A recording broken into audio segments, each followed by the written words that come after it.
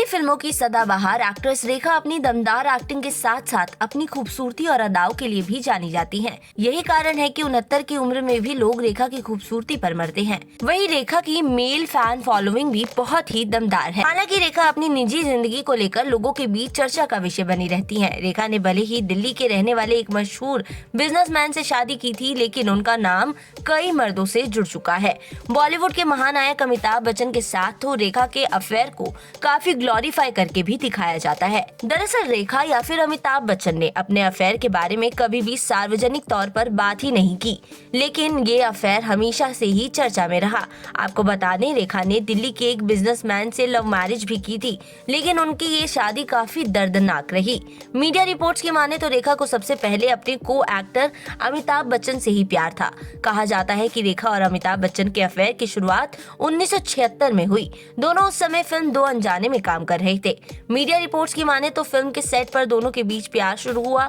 हालांकि अमिताभ बच्चन उस समय शादीशुदा थे। ऐसे में रेखा और बिग बी के बीच कोई रिश्ता नहीं बन पाया।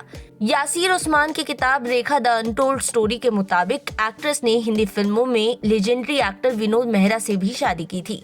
किताब के मुताबिक कोलकाता में शादी कर जब रेखा अपने पति विनोद मेहरा के घर पहुंची तो एक्टर की मां कमला मेहरा ने गुस्से में आकर एक्ट्रेस को मारने के लिए चप्पल निकाल ली थी। किताब में मौजूद जानकारी के अनुसार जैसे ही रेखा अपनी सास कमला मेहरा के पैर छूने लगी तो उन्होंने एक्ट्रेस को धक्का मारकर दूर हटा दिया। रेखा घर के दरवाजे पर खड़ी थी और उनकी सास उन्हें गालियां दे रही थी।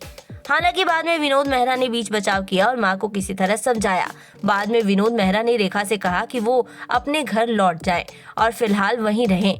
कुछ समय बाद पारिवारिक कारणों के चलते ये शादी टूट गई।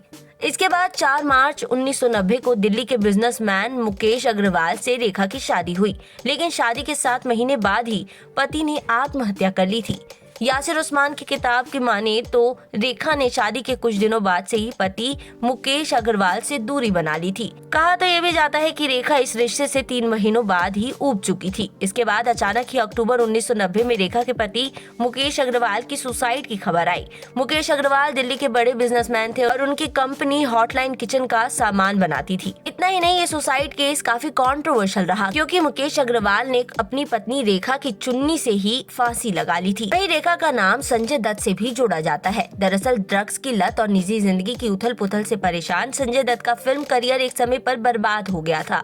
उनकी फिल्में लगातार फ्लॉप हो रही थी। वहीं मीडिया रिपोर्ट्स के मुताबिक उस समय लेजेंडरी एक्ट्रेस रेखा ने संजय दत्त को इस बुरे दौर से बाहर निकालने का जिम्मा उठाया था। साल 1984 में रिलीज हुई फिल्म जमीन आसमान में रेखा और संजय ने साथ काम किया और यहीं से दोनों के अफेयर की चर्चाएं भी होने लगी। कहा जाता है कि इस दौरान संजय दत्त ड्रग्स की लत में डूबने लगे थे।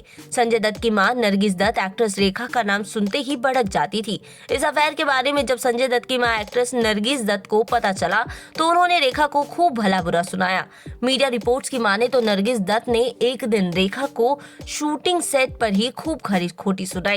रेखा और संजय की नजदीकियों से उनकी मां नरगिस दत्त काफी परेशान थी। खबरों की माने तो नरगिस ने रेखा के चरित्र पर भी कई तरह के आरोप लगाए थे। हालांकि कहा जाता है कि संजय दत्त और रेखा ने कभी किसी को अपने रिश्ते के बारे में नहीं बताया। वहीं रेखा का नाम बॉलीवुड के खिलाड़ी अक्षय कुमार के साथ भी जोड़ा जाता है। एक फिल्म की शूटिंग के दौरान दोनों के बीच नजदीकियां काफी बढ़ गई थी। मीडिया में दोनों के सेंसुअल फोटोशूट ने भी काफी तहलका मचाया था। हालांकि ये रिश्ता ज्यादा समय तक चल नहीं पाया और दोनों अलग हो गए।